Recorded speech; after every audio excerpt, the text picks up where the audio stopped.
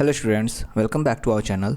Today we are discuss subject code BPAG 174 that is sustainable development. So this is part third video. इससे पहले हमने part 1 and part 2 video करा रखा है. अगर आपने उसे नहीं देखा है तो जाके हमारे चैनल पे जरूर देखिए. उसमें भी हमने इंपॉर्टेंट क्वेश्चन डिस्कस करा है जो आपके आने वाले एग्जाम के लिए बहुत ही बेनिफिशियल होंगे. अगर आपने अभी तक हमारे गेस्ट पेपर नोट्स को परचेज नहीं करा है तो आप हमारे गेस्ट पेपर नोट्स को परचेज कर सकते हो, जहाँ पर हमने 25 इंपॉर्टेंट क्वेश्चन डिस्कस कराए हैं जो आपके आने वाले एग्जाम के लिए बहुत ही बेनिफिशियल होंगे. अगर आप हमारे गेस्ट पेपर नोट्स को अच्छे से कवर करके जाते हो तो आप अपने आने वाले एग्जाम में 90+ मार्क्स स्कोर कर सकते हो. हमारे गेस्ट पेपर नोट्स को परचेज करने के लिए आपको करना क्या है, सिंपली गूगल पे जाना है, shop.hindustanknowledge.com सर्च करना है. उसके बाद आप हमारे साइट पे चले जाओगे जहाँ पे आपको यहाँ पे सिंपली सर्च ऑप्शन मिलेगा जिसमें आपको अपना सब्जेक्ट कोड इंटर करना होगा. सो यहाँ पे आप अपना सब्जेक्ट कोड इंटर करोगे, दैट इज़ BPAG 174 और आपको यहाँ पे गेस्ट पेपर अवेलेबल हो जाएगा जिसको आप आसानी से यहाँ से परचेज कर सकते हो. अगर आपको हमारे वेबसाइट से गेस्ट पेपर परचेज करने में कोई भी प्रॉब्लम आती है तो आप हमारे दिए गए व्हाट्सएप नंबर पर मैसेज करके भी हमसे गेस्ट पेपर परचेज कर सकते हो. हमारा नंबर है 9580023321. तो वापस हम अपने आज के सेशन के ऊपर आते हैं. आज का सेशन बहुत ही इंपॉर्टेंट होने वाला है. हम इंपॉर्टेंट क्वेश्चंस आपके साथ डिस्कस करने वाले हैं. तो अगर आपको ये सेशन पसंद आता है तो प्लीज़ इसे लाइक करें. अगर आपने अभी तक हमारे चैनल को सब्सक्राइब नहीं करा है तो प्लीज़ इसे सब्सक्राइब कर दें, जहाँ पर हम आपके लिए ऐसे ही इन्फॉर्मेटिव वीडियोज़ लाते रहते हैं. अगर आपने अभी तक हमारे व्हाट्सएप ग्रुप या फिर टेलीग्राम चैनल को ज्वाइन नहीं करा है तो उसे ज्वाइन कर लें, जिसका लिंक हमने डिस्क्रिप्शन में दे रखा है, जहाँ पर आपके एग्जाम से रेगुलर अपडेट्स कराए जाते हैं. ओके स्टूडेंट्स, सो पहला क्वेश्चन हम यहाँ पर डिस्कस करने वाले हैं, that is examine the role of international conventions in sustainable development. So sustainable development means meeting the needs of the present generation without harming the ability of future generations to meet their own needs. मतलब कि आज की ज़रूरतों को पूरा करने के साथ साथ आने वाले जनरेशन के लिए हमें क्या करना है, उनकी ज़रूरतों का भी ध्यान रखना है, ठीक है, कि उनकी ज़रूरतें भी पूरी हो सके. That is the sustainable development. It aims to balance economic growth, environmental protections and social welfare. और इसका जो मेन मुख्य जो इसका उद्देश्य होता है, एम होता है कि ये होता है कि इकोनॉमिक ग्रोथ को बैलेंस करना, ठीक है, इन्वायरमेंट को प्रोटेक्ट करना और साथ ही साथ सोशल वेलफेयर करना. International conventions play an important role in achieving sustainable developments because environmental problems such as climate change, pollution, deforestation and biodiversity loss often affect many countries together. तो कह रहा है कि यहाँ पे जो हमारा इंटरनेशनल कन्वेंशन होता है, ठीक है, यानी कि जो इंटरनेशनल लेवल पे जो कन्वेंशंस किए जाते हैं वो इसलिए बहुत ज़्यादा इंपॉर्टेंट हो जाता है सस्टेनेबल डेवलपमेंट को अचीव करने में, क्योंकि यहाँ पे बहुत सारे हमको इन्वायरमेंट से रिलेटेड प्रॉब्लम्स देखने को मिलते हैं, जैसे कि क्लाइमेट चेंज हो गया, पॉल्यूशन हो गया, डिफॉरेस्टेशन मतलब पेड़ों की कटाई हो गई, या फिर बायोडाइवर्सिटी लॉस. ये सारे बहुत सारे कंट्रीज़ को भी ये क्या करती है, अफेक्ट करती है, ठीक है. इसलिए यहाँ पे इंटरनेशनल कन्वेंशंस किए जाते हैं. This conventions helps countries cooperate and work together common towards common goals. तो ये सारे जो कन्वेंशंस होते हैं ये कंट्रीज़ को कोऑपरेट करने के लिए बोलते हैं और साथ ही साथ एक साथ मिलकर के ये काम करते हैं अपने कॉमन गोल्स को अचीव करने के लिए, ठीक है. तो क्या मीनिंग है इंटरनेशनल कन्वेंशंस का, ये समझते हैं. So international conventions are agreements और treaties made between countries to solve global issues. तो ये एक ऐसा कन्वेंशन होता है जिसके अंदर हमको एग्रीमेंट्स या फिर ट्रीटीज़ देखने को मिलती हैं जो बहुत सारे कंट्रीज आपस में मिलकर के करती हैं किसी एक ग्लोबल इशूज़ को सॉल्व करने के लिए, ठीक है, ग्लोबल स्तर पर, ठीक है, यानी किसी एक पार्टिकुलर यहाँ पे देश शामिल नहीं है, ठीक है, एक ग्लोबल, ये मतलब ग्लोबल स्तर पर ये चीज़ें की जा रही है, ठीक है. तो एक ग्लोबली कोई इशू आया है उसको यहाँ पे सॉल्व करने के लिए ये कन्वेंशंस किए जाते हैं जिसके अंदर ट्रीटीज़ और एग्रीमेंट्स किए जाते हैं, ठीक है. They provide rules, principles and guidelines that countries follow. ये क्या करते हैं, रूल्स बनाते हैं, प्रिंसिपल्स बनाते हैं और कुछ अपने गाइडलाइंस देते हैं जो कंट्रीज़ को फॉलो करनी होती है. These agreements help in protecting the environment and promoting sustainable use of resources. और ये जो एग्रीमेंट्स होती हैं ये मदद करती हैं इन्वायरमेंट को प्रोटेक्ट करने के लिए और साथ ही साथ सस्टेनेबल यूज़ करने के लिए. जो उनके पास रिसोर्सेज हैं उसको आप सस्टेनेबल तरीके से यूज़ करें, इसको भी ये प्रमोट करती हैं. एग्जाम्पल्स इसके अंदर देखेंगे, जैसे पेरिस एग्रीमेंट हुआ है, ठीक है, फिर क्योटो प्रोटोकॉल है, फिर कन्वेंशन ऑन बायोलॉजिकल डाइवर्सिटी. ये सारे क्या हैं, ये सारे इसी के अंदर आते हैं, ये सारे इंटरनेशनल कन्वेंशंस हैं, ठीक है. सो अब इसके क्या रोल्स हैं ये देखते हैं. Roles of international conventions in sustainable development. First is the protection of environment. International conventions helps reduce environmental damage by setting standards for pollution control, forest conservations and protection of wild life. So अगर हम international convention की बात करें तो ये मदद करता है इन्वायरमेंटल जो डैमेज हो रहे हैं उसको बचाने में, उसको कम करने में, ठीक है। कैसे? तो ये स्टैंडर्ड सेट करता है पॉल्यूशन कंट्रोल करने के लिए, फॉरेस्ट को कंजर्व करने के लिए और वाइल्ड लाइफ को प्रोटेक्ट करने के लिए। Countries agree to take measures to reduce harmful activities and preserve natural resources. और यहाँ पे जो बहुत सारे देश होते हैं वो इस पे एग्री करते हैं कि वो कदम उठाएंगे हार्मफुल एक्टिविटी जो करते हैं उसको कम करने के लिए, ठीक है। या फिर किसी से भी कहीं से भी वो मतलब मान लो अगर कहीं कार्बन एमिशन कर रहे हैं बहुत ज़्यादा तो वो उसको कम करेंगे, ठीक है। तो जिससे भी इन्वायरमेंट को क्या हो रहा है, हानि पहुंच रहा है, ठीक है, उसको वो क्या करेंगे, रिड्यूस करेंगे। इसके लिए वो एग्री करते हैं countries. And preserve natural resources, और जो हमारे प्राकृतिक जो संसाधन हैं, रिसोर्सेज हैं, उसको ये क्या करेंगे, बचाएंगे, ठीक है। तो इस पर कंट्रीज़ क्या करती है, एग्री करती है। तो first is the protection of environment, second is the control of climate change, ठीक है। सो climate change is one of the biggest challenges in the world. अगर हम क्लाइमेट चेंज की बात करें तो ये आज के पूरे विश्व भर में एक सबसे बड़ा क्या है, हमारे लिए एक चैलेंज है, ठीक है, चुनौती है, ठीक है। International agreements encourage countries to reduce green house gas emission and use renewable energy resources. So यहाँ पे इंटरनेशनल एग्रीमेंट्स बहुत सारे बनाए जा रहे हैं जहाँ पे कंट्रीज़ को इनकरेज किया जा रहा है कि वो जो ग्रीन हाउस गैस का जो इमिशन है उसको कम करें और साथ ही साथ रीन्यूएबल एनर्जी सोर्सेज है उसका ज़्यादा इस्तेमाल करें। This support sustainable development by protecting the environment and human life. ये क्या करता है, सस्टेनेबल डेवलपमेंट को सपोर्ट करता है और साथ ही साथ प्रोटेक्ट करता है इन्वायरमेंट और ह्यूमन लाइफ को भी, ठीक है। So third is the conservation of biodiversity. Many conventions focus on protecting plants, animals and ecosystem. बहुत सारे ऐसे कन्वेंशंस हैं जो हमारे प्लांट्स को, एनिमल्स को और इकोसिस्टम को प्रोटेक्ट करने के लिए किए जाते हैं। Biodiversity is the important because it maintains ecological balance and support food production, medicine and natural resources. अगर हम बायोडाइवर्सिटी की बात कर रहे हैं तो ये भी बहुत ज़्यादा इंपॉर्टेंट हो जाता है क्योंकि ये मेंटेन करता है इकोलॉजिकल बैलेंस को और सपोर्ट करता है फूड प्रोडक्शन के साथ साथ मेडिसिन और नेचुरल रिसोर्सेज को भी। तो ये बहुत ही इंपॉर्टेंट हमारा हिस्सा हो जाता है, that is the biodiversity. Next is the promotion of international cooperation. Environmental problems cross national borders. International conventions encourage countries to work together, share technology, exchange information and provide financial support for environmental protections. तो अगर हम environmental problems की बात कर रहे हैं तो ये borders को क्रॉस कर चुका है, किसी एक देश तक ये सीमित नहीं है, ये बहुत सारे देशों तक पहुंच रहा है, ठीक है। जो भी हमारे environment में कोई भी दिक्कत आ रही है तो ये बहुत सारे देशों को अफेक्ट कर रहा है, ठीक है। तो यहाँ पे इंटरनेशनल जो कन्वेंशंस हैं ये इंकरेज करते हैं कि जो कंट्रीज़ हैं वो आपस में मिल करके एक साथ काम करें, ठीक है, अपने टेक्नोलॉजी को आपस में शेयर करें, ठीक है, इन्फॉर्मेशन को एक्सचेंज करें, ठीक है, और साथ ही साथ फाइनेंशियल सपोर्ट करें इन्वायरमेंट को प्रोटेक्ट करने के लिए उनके प्रोजेक्ट्स में, ठीक है। Next is the encouraging sustainable use of resources. This agreements promotes efficient use of water, forests, minerals and energy resources. तो ये सारे जो एग्रीमेंट्स हैं ये प्रमोट्स करते हैं कि आप यूज़ करें इफ़िशिएंट तरीके से वाटर का, फॉरेस्ट का, मिनरल्स का और एनर्जी रिसोर्सेज का। Sustainable use ensures that resources remain available for future generation. Sustainable use यहाँ पे ये पक्का करती है कि जो भी रिसोर्सेज हैं आपके पास उसको आप अवेलेबल रखेंगे कि आने वाले जो फ्यूचर जनरेशन है वो उसका इस्तेमाल कर सकें, उनके लिए वो अवेलेबल रह सकें। Next is support for developing countries. So many developing countries face financial and technological limitations. तो बहुत सारे ऐसे कंट्रीज जो अभी डेवलपिंग फेज़ में हैं उनके पास फाइनेंशियल और टेक्नोलॉजिकल लिमिटेशंस होती हैं। International conventions provide assistance, training and funding to help them adopt sustainable practices. तो यहाँ पे जो इंटरनेशनल कन्वेंशन है ये इनको प्रोवाइड करती है असिस्टेंस, ट्रेनिंग और साथ ही साथ फंडिंग देती है जिससे कि इनको मदद मिल सके एक सस्टेनेबल प्रैक्टिस को अपनाने में।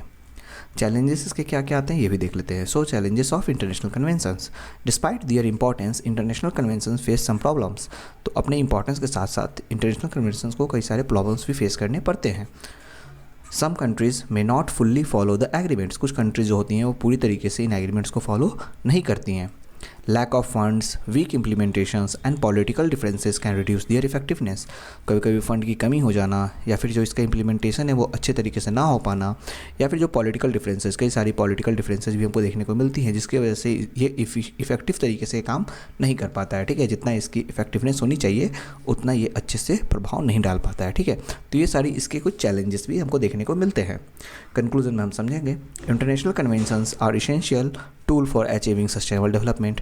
इंटरनेशनल कन्वेंशंस एक बहुत ही ज़रूरी एक हमारा क्या है, हथियार है, औजार है जो कि सस्टेनेबल डेवलपमेंट को अचीव करने में मदद करता है। They promote environmental protection, climate action, biodiversity conventions and global cooperations. ये प्रमोट करता है इन्वायरमेंट के प्रोटेक्शन के लिए, क्लाइमेट के प्रति एक्शन लेने के लिए, बायोडाइवर्सिटी को कंजर्व करने के लिए और साथ ही साथ ग्लोबल कोऑपरेशन के लिए। ऑल दो challenges exist, this agreements help countries move toward a safer and more sustainable future for all people. चूँकि इसके साथ चैलेंजेस तो आते ही हैं, लेकिन फिर भी ये जो एग्रीमेंट है वो बहुत सारे कंट्रीज़ को हेल्प करता है कि वो आगे की ओर बढ़े और एक सुरक्षित और ज़्यादा सस्टेनेबल फ्यूचर अपने और अपने लोगों के लिए बनाए। तो कहीं ना कहीं हमको देखने को मिलता है कि इंटरनेशनल कन्वेंशन जो है वो एक सस्टेनेबल डेवलपमेंट के लिए बहुत ही अपना इंपॉर्टेंट रोल निभाता है यहाँ पे। नेक्स्ट क्वेश्चन जो हम डिस्कस करने वाले हैं, that is discuss the meaning, concept and dimensions of food security. So 1 minute. So, food security is an important concept related to the availability of food as well as being of people. It means that every person should have enough food for a healthy and active life. तो food security बहुत ही important concept है, खास करके जो हमारे पास food available है उसके लिए और साथ ही साथ लोगों के वेलबींग के लिए। अगर हम देखें तो जो पर्सन हमारे पास अवेलेबल हैं जितने, उन सभी के पास इनफ फूड होना चाहिए ताकि वो एक हेल्दी और एक्टिव लाइफ जी सकें। That is the food security. Food security is not only about providing food but also about ensuring that people can access and use food properly. Food security का मतलब सिर्फ ये नहीं है कि आप फूड का प्रोडक्शन कर रहे हो बस, बल्कि ये भी है कि साथ साथ जो लोग हैं वहाँ पे उन सब के पास फूड का एक्सेस हो। ठीक है, it is necessary for economic growth, social development and human health. और ये ज़रूरी है इकोनॉमिक ग्रोथ के लिए, सोशल डेवलपमेंट के लिए और ह्यूमन के हेल्थ के लिए। फूड सिक्योरिटी का मतलब क्या होता है ये यहाँ पे हम समझेंगे। Food security means that all people at all times have physical and economic access to sufficient, safe and nutritious food that meets their dietary needs and food preferences। Food security का मतलब है कि जितने भी लोग हैं वो सब और हर समय उनके पास फिजिकल और इकोनॉमिकल एक्सेस हो ताकि वो एक सफिशिएंट, सेफ़ और न्यूट्रिशियस फूड ले सकें अपने ज़रूरत के लिए, जो उनका डाइटरी ज़रूरत है। ठीक है, और फूड प्रेफरेंस के लिए कि जितने उनकी ज़रूरत है फूड की वो उनको मिल जाना। That is the food security. It ensures that people do not suffer from hunger, malnutritions और फूड शॉर्टेज। इसका मतलब ये है कि ये पक्का करता है कि कोई भी इंसान, ठीक है, यहाँ पर क्या करे, सफ़र ना करे। ठीक है, किससे? भूख से, माल न्यूट्रिशन से यानी कि कुपोषण से, और फूड शॉर्टेज से यानी कि भोजन की कमी से। ठीक है, food security aims to provide enough food to every person regardless of income, location और सोशल स्टेटस। फूड सिक्योरिटी का ये एम होता है कि ये इनफ फूड जो है वो हर एक पर्सन तक पहुंचाए, चाहे उनका कितना भी इनकम हो, कैसा भी उनका लोकेशन हो और कैसा भी उनका सोशल स्टेटस हो। It includes both quantity and quality of food. इसके अंदर दोनों आते हैं, क्वांटिटी भी होता है फूड का और क्वालिटी भी होना चाहिए फूड का। ठीक है, simply producing more food does not guarantee food security if people can not by और ऑब्टेन इट। ठीक है, तो सिंपली अगर सामान्य भाषा में समझें तो अगर हम ज़्यादा फूड प्रोड्यूस कर रहे हैं तो इसका मतलब ये ज़रूरी नहीं है कि हम फूड सिक्योरिटी दे रहे हैं, इसकी कोई गारंटी नहीं है। अगर लोग यहाँ पे बाई ही नहीं कर पा रहे हैं फूड को या फिर उनके पास ये फूड ऑब्टेन ही नहीं हो पा रहा है तो इसका मतलब यहाँ पे फूड सिक्योरिटी नहीं है, भले ही प्रोडक्शन हम कितना भी ज़्यादा कर लें। तो फूड का प्रोडक्शन यहाँ पे ज़रूरी नहीं है, फूड प्रोडक्शन के साथ साथ लोगों तक फूड का पहुँचना ही फूड सिक्योरिटी कहलाता है। ठीक है, कि लोग उसको एक्सेस कर सकें, that is the food security. Concept of food security यहाँ पे देखते हैं। The concept of food security has changed over time. तो अगर हम कॉन्सेप्ट देखें फूड सिक्योरिटी का तो ये बदल गया है समय के अनुसार। Earlier it mainly focus on food production and availability. पहले ये मेन फोकस करता था फूड के प्रोडक्शन और उसके अवेलेबिलिटी पे। Governments believe that increasing agricultural output would solve hunger problems. सरकार जो है यहाँ पे ये मानती है कि जिस तरह से एग्रीकल्चरल आउटपुट जो है वो बढ़ रहा है वो हमारे हंगर प्रॉब्लम्स को क्या करेगा, सॉल्व करेगा। Later, experts understood that food security also depends on income, purchasing power, nutrition and proper distribution of food। बाद में हमारे जो एक्सपर्ट्स हैं उन्होंने समझा कि जो फूड सिक्योरिटी है वो डिपेंड करता है इनकम के ऊपर भी और परचेजिंग पावर, आपकी परचेज करने की कितनी ताकत है, न्यूट्रिशियस और प्रॉपर डिस्ट्रीब्यूशन ऑफ फूड के ऊपर। ठीक है, कि प्रॉपर डिस्ट्रीब्यूशन हो रहा है फूड का कि नहीं। Therefore, the modern concept of food security includes availability, access, use and stability of food। इसलिए जो अब नया जो कॉन्सेप्ट आया है, आधुनिक जो कॉन्सेप्ट आया है फूड सिक्योरिटी का, उसके अंदर हमको अवेलेबिलिटी देखने को मिलता है, एक्सेस फूड का देखने को मिलता है, उसका यूज और stability of food. Food security is closely connected with poverty reduction, employment, agriculture, health services and environmental sustainability. Food security की अगर बात करें तो ये क्लोजली कनेक्टेड होता है पॉवर्टी के रिडक्शन में, एम्प्लॉयमेंट में, एग्रीकल्चर में, हेल्थ सर्विसेज और इन्वायरमेंटल सस्टेनेबिलिटी में। It is considered an important goal for sustainable development, और इसको एक इम्पॉर्टेंट गोल माना जाता है सस्टेनेबल डेवलपमेंट के लिए। क्या इसके डायमेंशंस होते हैं, इसको हम समझते हैं। Dimensions of food security. Food security has 4 major dimensions. इसके 4 मेजर डायमेंशंस होते हैं। First is the food availability. Food availability means sufficient supply of food through production, imports, storage and distribution. मतलब फूड का अवेलेबल होना यहाँ पे कहलाता है, क्योंकि हमारे पास सफिशिएंट सप्लाई हो फूड का। कैसे? तो प्रोडक्शन हमारे पास सफिशिएंट हो, उसका इंपोर्ट हो अच्छे से, उसके स्टोरेज अच्छे से हो, और उसका डिस्ट्रीब्यूशन हो। That is the food availability. Agriculture, technology, irrigation and transport system helps increase food availability. तो फूड अवेलेबिलिटी को बढ़ाने में किसका हाथ होता है? तो यहाँ पे एग्रीकल्चर हमारा हो गया, टेक्नोलॉजी जो हम इस्तेमाल करते हैं, इरिगेशन मेथड और ट्रांसपोर्ट सिस्टम, ये सब मदद करता है फूड अवेलेबिलिटी को बढ़ाने में। Next is the food access. Food अगर हमारे पास है तो उसका एक्सेस हो पाना भी यहाँ पे इंपॉर्टेंट रोल करता है। Food access means people should have enough income and resources to buy food. Food access का मतलब है कि लोगों के पास इतना इनफ इनकम होना चाहिए या फिर इतना इनफ रिसोर्सेज होना चाहिए कि वो फूड को बाई कर सकें। Even if food is available in markets, poor people may remain hungry if they can not afford it. ठीक है, तो अगर फूड अवेलेबल है मार्केट में, फिर भी जो गरीब लोग हैं वो भूखे रह सकते हैं अगर उनके पास इतना वो मतलब एफर्ट उसको ना करें तो, यानी उनके पास उतना पैसे ना हो कि वो उसको खरीद सकें, यानी वो उसको एफर्ट नहीं कर पा रहे हैं। ठीक है, दैट इज़ द फूड मतलब इनसिक्योरिटी यहाँ पे आ जाएगा। Next is the food utilization. Food utilization refers to the proper use of food for nutrition and health. Food utilization का मतलब होता है कि फूड का एक प्रॉपर यूज करना न्यूट्रिशन और हेल्थ के लिए, कि अपने हेल्थ और न्यूट्रिशन को बेहतर बनाने के लिए हम फूड का प्रॉपर इस्तेमाल कर रहे हैं। Safe drinking water, sanitation, health care and balance diet are important for effective food utilization. तो एक सेफ़ ड्रिंकिंग वाटर पीना, यानी कि आपका पीने का पानी साफ़ सुथरा हो, सैनिटेशन साफ़ सफाई रखना, हेल्थ केयर आपकी हेल्थ का ध्यान रखना, और साथ ही साथ बैलेंस डाइट लेना, ये सब क्या है, इम्पॉर्टेंट है फूड के इफ़ेक्टिव फूड यूटिलाइजेशन के लिए। ठीक है, तो एक इफ़ेक्टिव फूड यूटिलाइजेशन के लिए ये सारी चीज़ें बहुत ज़्यादा इंपॉर्टेंट यहाँ पे हो जाती है। Next is the food stability. Food stability means food should remains available and accessible at all times. Food stability मतलब स्थिरता आना, यानी कि फूड का स्टेबिलिटी होना मतलब कि फूड जो है वो हमेशा अवेलेबल हो और सभी के लिए हमेशा एक्सेसिबल भी हो, यानी कि सभी के लिए ज़रूरत जब हो उस समय वो उसको एक्सेस कर सके, और ये हर समय हो। ठीक है, एट ऑल टाइम्स। ठीक है, सभी समय। Natural disasters, climate change, war, inflation and economic crisis may affect food supply and create insecurity. तो जो कभी नेचुरल डिज़ास्टर आते हैं, प्राकृतिक आपदाएं हो गई, क्लाइमेट चेंज होने की वजह से, या फिर वॉर हो जाने की वजह से, इन्फ्लेशन बढ़ जाने की वजह से, या फिर इकोनॉमिक क्राइसिस आने की वजह से कभी कभी फूड का सप्लाई पे अफेक्ट पड़ता है, जो कि क्रिएट करता है फूड का इनसिक्योरिटी। तो ये सारी जो चीज़ें हैं वो कहीं ना कहीं इफेक्ट करती है फूड के सप्लाई को। अब हम फूड सिक्योरिटी के चैलेंजेस को समझते हैं। तो कुछ जो इसके मेजर चैलेंजेस हैं वो हम देख लेते हैं। First is the poverty and unemployment. Food security जो है उसके कुछ मेजर चैलेंजेस में पॉवर्टी एंड एम्प्लॉयमेंट आते हैं, unemployment. Next is climate change and droughts, climate change होना, ठीक है, सूखा पड़ना। ठीक है, next is population growth, population का बढ़ जाना भी हमारा फूड सिक्योरिटी को चैलेंज देता है। फूड वेस्टेज, फूड का वेस्ट होना भी फूड सिक्योरिटी को चैलेंज है। अनइक्वल डिस्ट्रीब्यूशन ऑफ फूड, ठीक है, असमान मात्रा में फूड का डिस्ट्रीब्यूशन होना। राइजिंग फूड प्राइसेस, फूड के प्राइसेस का बढ़ना, ये भी कहीं ना कहीं फूड सिक्योरिटी को चैलेंज देता है। This factors reduce food security and increase hunger, ये सारे फैक्टर्स कहीं ना कहीं फूड सिक्योरिटी को रिड्यूस करते हैं और हंगर को बढ़ाते हैं। ठीक है, कंक्लूजन में हम समझेंगे food security is essential for human survival and development. Food security क्या है, बहुत ही आवश्यक है ह्यूमन के सर्वाइवल के लिए और उसके विकास के लिए। It includes not only foods productions but also access, nutrition and stability. इसके अंदर ना ही सिर्फ फूड का प्रोडक्शन आता है बल्कि उसका एक्सेस कर पाना, न्यूट्रिशन आना और स्टेबिलिटी भी होता है। Proper policies, sustainable agriculture and poverty reduction programs are necessary to achieve food security and improve the quality of life for all people।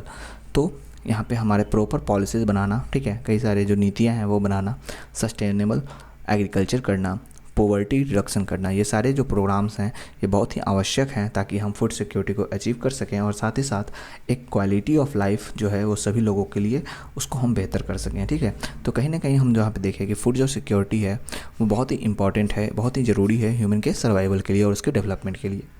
Next question जो हम डिस्कस करने वाले हैं that is discuss the role of non governmental organizations in sustainable development, that is the NGO.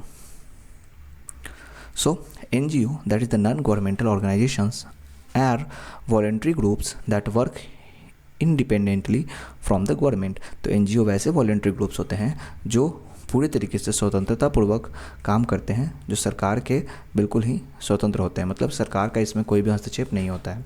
They play an important role in improving society and protecting the environment. ये बहुत ही अहम role निभाते हैं सोसाइटी को improve करने में और environment को प्रोटेक्ट करने में. Sustainable development means meeting present needs without harming the ability of future generation to meet their own needs. Sustainable development का मतलब होता है कि आज की ज़रूरतों को पूरा करने के साथ साथ हम आने वाले फ्यूचर जनरेशन के जो भी ज़रूरत है उसको हम कोई भी हानि ना पहुँचाएँ. NGO helps achieve this goal by working in areas such as education, health, environment, poverty reduction and social welfare. तो NGO जो हैं वो इसमें मदद करती हैं, वो काम करके कुछ ऐसे क्षेत्र में जैसे कि शिक्षा के क्षेत्र में, स्वास्थ्य के क्षेत्र में, पर्यावरण के क्षेत्र में, ठीक है, पॉवर्टी रिडक्शन गरीबी को कम करने के क्षेत्र में और समाज का कल्याण करने के क्षेत्र में वो काम करती है NGO and environmental protection. So one of the major role of NGO in environmental conservation. तो एक जो सबसे अहम रोल होता है NGO का वो होता है पर्यावरण को संरक्षित करना, कंजर्व करना. They create awareness about issues like pollution, deforestation, climate change and loss of biodiversity. ये अवेयरनेस, जागरूकता फैलाते हैं लोगों के बीच में कुछ जो इशूज़ हैं उसके ऊपर, जैसे कि पॉल्यूशन हो गया, डिफॉरेस्टेशन पेड़ों की कटाई हो गया, क्लाइमेट चेंज करना, ठीक है, और बायोडाइवर्सिटी का लॉस होना. इन सब के ऊपर वो लोगों के प्रति जागरूकता फैलाते हैं. NGOs organise tree plantation drives, clean up campaigns and promote the use of renewable energy. NGO जो है वो बहुत सारे यहाँ पे ऑर्गेनाइजेशन जो होते हैं वो करते हैं, जैसे कि प्लांटेशन करना, ठीक है, क्लीन अप करना, कहीं पे गंदगी है उसको साफ़ सफाई करना, चाहे वो कहीं कोई एरिया हो या फिर कोई नदी हो उसको साफ़ सफाई करवाते हैं.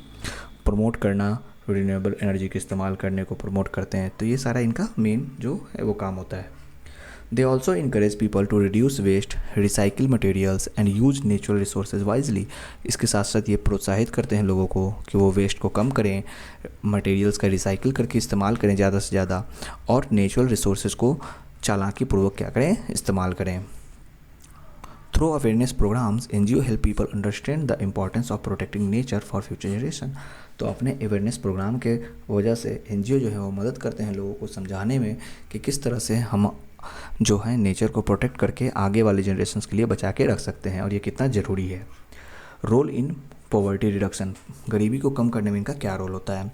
सो poverty is major obstacle to sustainable development. तो सस्टेनेबल डेवलपमेंट का जहाँ हम बात करते हैं वहाँ पे सबसे बड़ा जो ऑब्स्टैकल हमारा पड़ता है, रुकावट जो पड़ता है, वो गरीबी होता है. NGO work to improve the living condition of poor people by providing education, skill training and employment opportunities. तो NGO जो है यहाँ पे काम करती हैं कि जो भी गरीब हैं उनके जो रहने का जो कंडीशन है, लिविंग कंडीशन है, उसको बेहतर करने की भी काम करती है, उनको एजुकेशन प्रोवाइड करके, स्किल ट्रेनिंग दे करके और साथ ही साथ एम्प्लॉयमेंट अपॉर्चुनिटीज़ उनको दे करके. Many NGO support self help groups, women entrepreneurs and small businesses. बहुत सारे NGO जो हैं वो सपोर्ट करते हैं सेल्फ हेल्प ग्रुप्स बना के, वुमेन के लिए एंटरप्रेन्योर्स करके और साथ ही साथ छोटे छोटे बिजनेसेस तैयार करके. They provide financial assistance and guidance to help people become economically independent. उसके साथ साथ वो फाइनेंशियल असिस्टेंस भी देते हैं, गाइडेंस भी देते हैं ताकि जो लोग हैं वो अपना इकोनॉमिकली क्या बन पाए, इंडिपेंडेंट हो पाए, ठीक है, खुद पे वो डिपेंड हो सके. This improves income levels and reduce inequality. इसके साथ साथ ये क्या करता है, इम्प्रूव करता है उनकी इनकम के लेवल को और जो इनइक्वालिटी जो फैली हुई है उसको वो थोड़ा कम करता है. Next is promotion of education and health. Education and health care are essential for sustainable development. अगर हम एजुकेशन और हेल्थ केयर की बात करें तो ये बहुत ही ज़रूरी है सस्टेनेबल डेवलपमेंट के लिए. NGO establish schools, adult education centres and literacy programmes specially in rural and backward areas. NGO जो है वो यहाँ पे इस्टेब्लिश करती हैं, स्कूल्स बनवाती हैं, एडल्ट एजुकेशन सेंटर्स खुलवाती हैं, साथ ही साथ लिटरेसी प्रोग्राम चलाती हैं, खास करके ग्रामीण और पिछड़े जो क्षेत्र हैं जहाँ पर बहुत ज़्यादा अभी डेवलपमेंट नहीं हुआ है वैसे एरियाज़ में. In the health sector, NGO conduct vaccination drives, health camps, nutrition programs, and awareness campaigns on sanitation and hygiene. Health के सेक्टर में अगर हम बात करें तो एनजीओ वैक्सीनेशन ड्राइव्स कंडक्ट करती हैं, साथ ही साथ हेल्थ कैंप्स लगाती हैं, न्यूट्रिशन प्रोग्राम्स बनाती हैं, अवेयरनेस कैंपेन्स खोलती हैं जो सैनिटेशन और हाइजीन के ऊपर बताते हैं। Better education and health improves human development and productivity. बेहतर शिक्षा और बेहतर स्वास्थ्य कहीं ना कहीं ह्यूमन के डेवलपमेंट के साथ साथ उनके प्रोडक्टिविटी को भी इम्प्रूव करता है। Next is the empowerment of women and marginalised groups. तो NGO works for the women welfare of women, children, tribal communities and other disadvantage groups. तो एनजीओ जो है वो काम करते हैं वुमेन के वेलफेयर के लिए, चिल्ड्रेन के लिए, ट्राइबल कम्युनिटीज़ और साथ ही साथ दूसरे जो डिसएडवांटेज ग्रुप्स हैं जिन तक कोई भी सहायता नहीं पहुंचा है वैसे समुदायों के लिए। They promote gender equality, women's right and participation in decision making. वो प्रमोट करते हैं जेंडर की इक्वालिटी को, वुमेन्स के राइट को प्रमोट करते हैं और साथ ही साथ पार्टिसिपेशन जो होता है उनका डिसीजन मेकिंग में उसको भी वो प्रमोट करते हैं। By providing training and supports, NGO helps women become financially independent and socially empowered. उनको ट्रेनिंग और सपोर्ट दे करके एनजीओ कहीं ना कहीं मदद करते हैं महिलाओं को फाइनेंशियली इंडिपेंडेंट बनने के लिए और सोशली एम्पावर्ड बनने के लिए। This contributes to inclusion and sustainable growth. ये जो इनका कॉन्ट्रीब्यूशन है वो कहीं ना कहीं उनको और ज़्यादा मजबूत बनाता है और सस्टेनेबल ग्रोथ उनका करता है। Next is policy advocacy and public participation. NGO act as a link between people and government. NGO कहीं ना कहीं एक लिंक की तरह काम करते हैं जो लोग और सरकार को जोड़ते हैं। They raise public concerns and influence policies related to environment, development and human rights. ये पब्लिक के जो कंसर्न्स होते हैं उसको ये उठाते हैं और इन्फ्लुएंस करते हैं पॉलिसीज़ बनाने के लिए पर्यावरण से रिलेटेड, डेवलपमेंट से रिलेटेड और मानवाधिकार से related. They encourage community participation in development projects and ensure transparency and accountability in governance. ये उसके साथ साथ कम्युनिटी का पार्टिसिपेशन को इनक्रेज करते हैं कि हर समुदाय यहाँ पे अपना हिस्सा ले किसी भी डेवलपमेंट प्रोजेक्ट के अंदर और साथ ही साथ ये भी पक्का करते हैं कि ट्रांसपेरेंसी और अकाउंटेबिलिटी आए गवर्नेंस के अंदर, यानी कि सरकार जो काम कर रही है उसमें एक ट्रांसपेरेंसी दिखे और साथ ही साथ उनका एक अकाउंटेबिलिटी भी हो। कंक्लूजन में हम समझेंगे NGO play a vital role in sustainable development by protecting the environment, reducing poverty, improving education and health and empowering weaker section of society. तो एनजीओ का एक बहुत ही अहम रोल हो जाता है सस्टेनेबल डेवलपमेंट के अंदर, क्योंकि ये पर्यावरण को तो प्रोटेक्ट करती ही हैं, साथ ही साथ पॉवर्टी को कम करती हैं, एजुकेशन में इम्प्रूवमेंट लाती हैं, हेल्थ में भी इम्प्रूवमेंट लाती है और साथ ही साथ वीकर सेक्शन को मजबूत करती हैं हमारे समाज के। This efforts helps create a balance between economic growth, social justice and environmental protection। और ये क्या करता है, ये मदद करता है एक बैलेंस बनाने में इकोनॉमिक ग्रोथ और सोशल जस्टिस के साथ साथ इन्वायरमेंट को प्रोटेक्ट करने के लिए। Therefore NGO are important partners in achieving sustainable development goals। इसीलिए जो NGO हैं वो बहुत ही महत्वपूर्ण एक पार्टनर की तरह काम करती हैं सस्टेनेबल डेवलपमेंट के गोल्स को अचीव करने के लिए। तो यहाँ पे NGO का रोल बहुत ही इंपॉर्टेंट यहाँ पे बन जाता है। ठीक है, wait. So next question is write short notes on in about 200 words. So इस पे शॉर्ट नोट्स लिखना है। First is the green technology. So green technologies are technologies that are design to protect the environment and reduce pollution. तो green technology वैसी technology होती है जो design की जाती है कि वो इन्वायरमेंट को प्रोटेक्ट करे और साथ ही साथ पॉल्यूशन को कम करे। दे helps in using natural resources wisely and support sustainable development. ये मदद करती है नेचुरल रिसोर्सेज को चालाकीपूर्वक इस्तेमाल करने में और साथ ही साथ सपोर्ट करती है सस्टेनेबल डेवलपमेंट को। This technologies aim to reduce harmful effects of nature and promote clean and efficient use of energy. ये टेक्नोलॉजी जो होती है इनका मेन एम होता है कि जो हार्मफुल इफेक्ट्स होती है नेचर के ऊपर उसको ये कम करें और साथ ही साथ ये प्रमोट करें क्लीन और एफिशिएंट यूज़ ऑफ एनर्जी का, यानी कि एनर्जी का एक सही तरीके से साफ़ सुथरा यूज़ करना ही ये प्रमोट करती है। इसके क्या मीनिंग्स होते हैं और फीचर्स होते हैं ये समझते हैं। Green technology is also called environmental technology और क्लीन टेक्नोलॉजी। ग्रीन टेक्नोलॉजी को ही हम इन्वायरमेंटल टेक्नोलॉजी या फिर क्लीन टेक्नोलॉजी कह सकते हैं। It focuses on reducing waste, saving energy and protecting natural resources. इनका मेन जो फोकस होता है वो वेस्ट को कम करना, एनर्जी को सेव करना और साथ ही साथ नेचुरल रिसोर्सेज को प्रोटेक्ट करना होता है। The main features of green technologies are low pollution, energy efficiency, recycling and use of renewable resources. जो मेन फीचर्स होता है ग्रीन टेक्नोलॉजी का वो पॉल्यूशन को कम करना, एनर्जी का इफ़ेक्टिव तरीके से, इफ़िशिएंट तरीके से यूज़ करना, रिसाइकलिंग करना, यानी किसी भी चीज़ को हम बार बार यूज कर सकते हैं, दैट इज़ द रिसाइकिल, और रिन्यूएबल रिसोर्सेज का इस्तेमाल करना, ठीक है। एग्जाम्पल्स अगर हम समझे ग्रीन टेक्नोलॉजी का, तो कुछ यहाँ पे कॉमन एग्जाम्पल्स दिए गए हैं। First is the solar energy. So solar panels convert sunlight into electricity and reduce dependent on fossil fuels. तो सोलर एनर्जी एक हमारा ग्रीन एनर्जी है, ग्रीन यहाँ पे टेक्नोलॉजी है, क्योंकि सोलर में हम क्या करते हैं, जो हमारा सोलर पैनल होता है जो हमारे छत पे लगे होते हैं या फिर किसी फील्ड में लगा होता है, वो क्या करता है यहाँ पे सनलाइट को लेता है और इससे वो कन्वर्ट करता है इलेक्ट्रिकल एनर्जी में, ठीक है, यानी इलेक्ट्रिसिटी में। और ये क्या करता है, कहीं ना कहीं जो हमारा फॉसिल फ्यूल पर डिपेंडेंस है, फॉसिल फ्यूल पे जो हम डिपेंडेंट होते हैं अपने इलेक्ट्रिसिटी के लिए, उसको ये कम करता है। तो ये एक हमारा ग्रीन टेक्नोलॉजी है। Next is the wind energy. तो जैसे विंड टर्बाइंस होते हैं जो इलेक्ट्रिसिटी को जनरेट करते हैं, ठीक है, विंड पावर का इस्तेमाल करके, तो वो भी हमारे यहाँ पे ग्रीन टेक्नोलॉजी में आते हैं। Next is electric vehicles, EV. आजकल तो बहुत ज़्यादा इसका प्रमोशन हुआ है ईवीज़ का। This vehicles reduce air pollution by using electricity instead of petrol और डीजल। तो ये जो व्हीकल्स होते हैं उसके अंदर हम एयर पॉल्यूशन कम होता है इसमें, क्योंकि ये इलेक्ट्रिसिटी का इस्तेमाल करते हैं, ठीक है, पेट्रोल और डीजल की जगह पे। तो यहाँ पे हमारा पॉल्यूशन भी यहाँ पे कम होता है। Next is rain water harvesting. It helps in saving water for future use. तो रेन वाटर हार्वेस्टिंग बहुत ही इंपॉर्टेंट यहाँ पे ये एक टेक्नोलॉजी बन जाता है जो कि हमारे वाटर को सेव करते हैं हम फ्यूचर के इस्तेमाल के लिए यहाँ पे। Next is the recycling technology. Waste materials are reuse to reduce environmental damage. यहाँ पे जो हमारे वेस्ट मटेरियल्स होते हैं उसका हम पुनः से इस्तेमाल करते हैं इन्वायरमेंटल डैमेज को कम करने के लिए। इसका इंपॉर्टेंस क्या है वो समझते हैं। Green technologies help reduce green house gas emission and control climate change. तो ग्रीन टेक्नोलॉजी जो होती है वो मदद करती है ग्रीन हाउस गैस के इमिशन को कम करने के लिए, और साथ ही साथ ये क्लाइमेट चेंज को भी कंट्रोल करती है।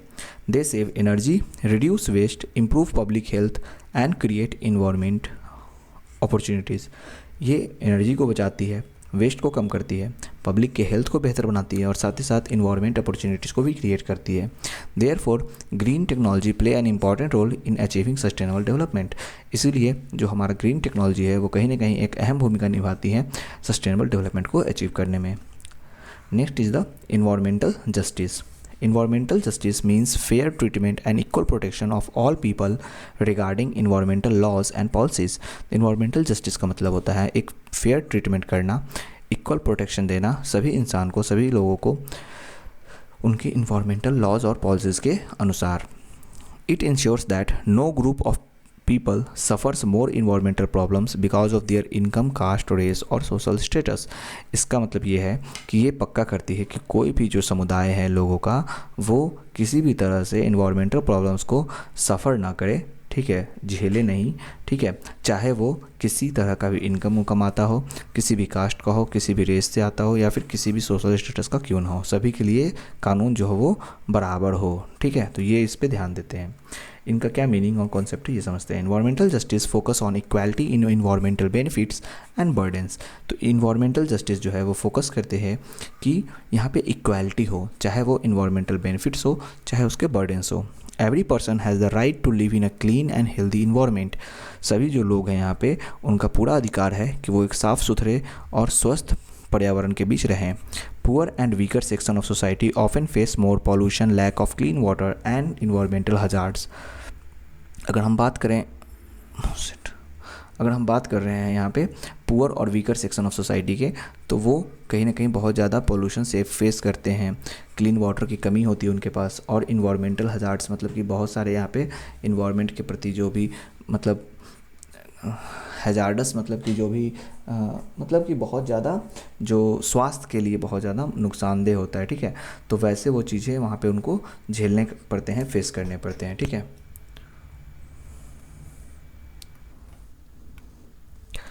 So issues related to environmental justice देख लेते हैं। कुछ यहाँ पे मेजर इशूज़ हमको देखने को मिलते हैं। First is the unequal distribution of pollution and waste disposal sites. यहाँ पे जो पॉल्यूशन है उसका अनइक्वल डिस्ट्रीब्यूशन हमको देखने को मिलता है, और वेस्ट जो डिस्पोजल है वो अलग अलग जगह पे हमको देखने को मिलता है जो इसके साइट्स होते हैं। Lack of access of clean water and sanitation facilities. So अगर हम यहाँ पे देखें तो जो क्लीन वाटर है उसका हमको एक्सेस यहाँ पे देखने में कमी मिलता है, ठीक है, लैक होता है इसका, ठीक है, क्लीन वाटर के एक्सेस में। साथ ही साथ जो सैनिटेशन फैसिलिटीज़ है वो भी यहाँ पे कम देखने को मिलता है। Next is deforestation and displacement of local communities. यहाँ पे डिफॉरेस्टेशन होता है जो कि एक बहुत बड़ा चैलेंजेस यहाँ पे इशू है, और साथ ही साथ जो वहाँ पे लोकल कम्युनिटीज़ होते हैं उनका डिस्प्लेसमेंट हमको देखने को मिलता है। Next is industrial pollution affecting poor areas more severally. Industrial pollution यानी कि जो इंडस्ट्रीज से जो निकलने वाले वेस्ट होते हैं उनके जो पॉल्यूशन होते हैं वो कहीं ना कहीं पुअर एरियाज़ को बहुत ज़्यादा अफेक्ट करते हैं, बहुत पूरी तरीके से, ठीक है। अब इसके इंपॉर्टेंस क्या है इसको समझते हैं। Importance of environmental justice. Environmental justice promotes social equality and environmental protection together. Environmental justice जो है वो प्रमोट करता है समाज में एक समानता को, और साथ ही साथ इन्वायरमेंटल प्रोटेक्शन देता है एक साथ। It help protects human right and ensures fair use of natural resources. एक तो ये प्रमोट करता है आपका नेचुरल रिसोर्सेज का फेयर यूज़ करना, और साथ ही साथ ये प्रोटेक्ट करता है ह्यूमन राइट्स को, जो मानव अधिकार हैं उसको ये प्रोटेक्ट करता है, ठीक है। और ये पक्का करता है कि जो नेचुरल रिसोर्सेज हैं उसका एक बेहतर तरीके से इस्तेमाल किया जा सके। It also encourage public participation in environmental decision making.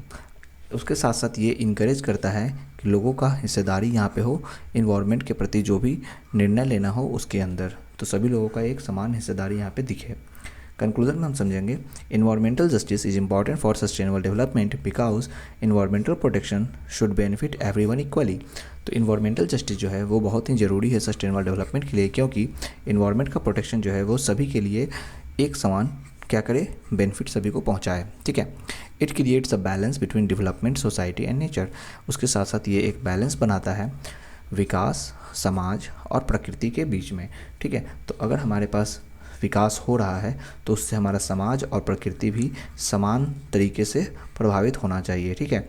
ज़्यादा हम यहाँ पे नेचर को भी अफेक्ट ना करें, इस बात को भी हमको ध्यान देना है। तो सभी को एक साथ मिला करके हमारा विकास होना चाहिए, दैट इज़ द थिंग। सो यहाँ पे हमने देख लिया कि किस तरह से इन्वायरमेंटल जस्टिस जो है वो बहुत ही इंपॉर्टेंट है सस्टेनेबल डेवलपमेंट के अंदर। तो यहाँ पे हमने अपना आज का सेशन BPAG 174 का किया कंप्लीट, जो कि हमारा ये पार्ट 3 वीडियो था। इससे पहले हमने पार्ट 1 एंड पार्ट 2 वीडियो करा रखा है। अगर आपने उसे नहीं देखा है तो जाके उसे ज़रूर देखिए। उसमें भी हमने इंपॉर्टेंट क्वेश्चन डिस्कस कराए हैं जो आपके आने वाले एग्जाम के लिए बहुत ही बेनिफिशियल होंगे। आपके एग्जाम बहुत ही नज़दीक आ चुके हैं, और अगर आपने अभी तक हमारे गेस्ट पेपर नोट्स को परचेज नहीं करा है तो आप हमारे गेस्ट पेपर नोट्स को परचेज करके अपनी तैयारी को और बेहतर कर सकते हैं, जहाँ पर हमने 25 इंपॉर्टेंट क्वेश्चन डिस्कस कराए हैं जो आपके आने वाले एग्जाम के लिए बहुत ही बेनिफिशियल होंगे। उसके लिए आपको करना क्या है, सिंपली गूगल पे जाना है, shop.hindustanknowledge.com सर्च करना है, और आप हमारे वेबसाइट पे चले जाओगे, जहाँ पे आपको सिंपली यहाँ पे अपना सब्जेक्ट कोड सर्च करना है, और यहाँ पे आप इसको यहाँ से आसानी से परचेज कर सकते हो। अगर आपको हमारे वेबसाइट से परचेज करने में कोई भी प्रॉब्लम होती है तो आप हमारे दिए गए व्हाट्सएप नंबर 9580023321 से मैसेज करके भी आप यहाँ से गेस्ट पेपर परचेज कर सकते हो। तो स्टूडेंट्स, आई होप आपको ये सेशन पसंद आया हो, तो आप इसे प्लीज़ लाइक करें। अगर आपने अब तक हमारे चैनल को सब्सक्राइब नहीं करा है तो उसे सब्सक्राइब कर दें, और हमारे व्हाट्सएप ग्रुप और टेलीग्राम चैनल को ज्वाइन करना ना भूलें, जिसका लिंक हमने डिस्क्रिप्शन में दे रखा है, जहाँ पर हम आपको रेगुलर अपडेट्स देते रहते हैं आपके एग्जाम से रिलेटेड, और कोई भी नोटिस आता है उससे related. Okay students, all the best for your examinations. Bye bye, take care, have a good day.